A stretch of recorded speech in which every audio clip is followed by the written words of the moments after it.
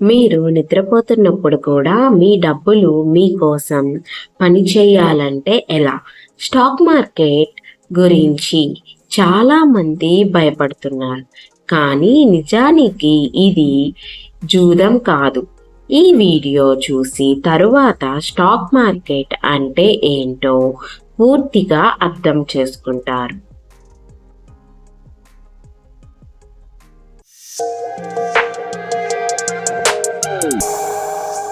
నమస్కారం.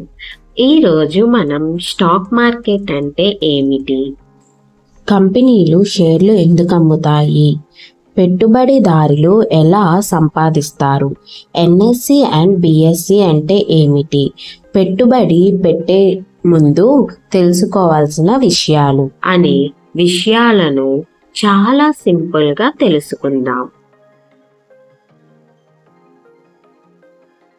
Stock market అంటే ఏమిటి?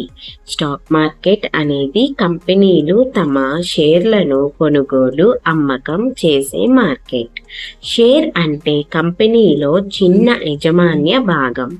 మీరు ఆ కంపెనీలో షేర్ కొంటే ఆ కంపెనీలో చిన్న భాగానికి యజమాని అవుతారు.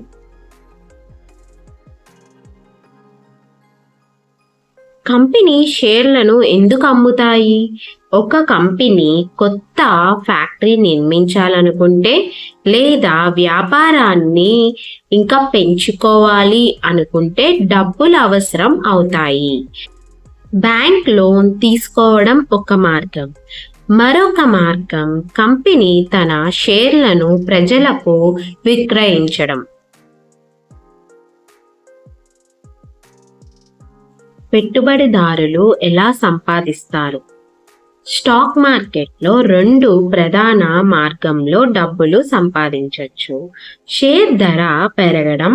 ఉదాహరణకు 100 రూపాయలు షేర్ మీరు కొన్నట్టయితే 150 అయితే ఆ షేర్ వాల్యూ మీకు 50 రూపీస్ లాభం. రెండోది, డివిడెండ్ రూపంలో కొన్ని కంపెనీస్ తమ లాభాన్ని షేర్ హోల్డర్స్కి కొంత భాగం ఇస్తాయి. ఎన్ఎస్సి అండ్ బిఎస్సి అంటే ఏంటి?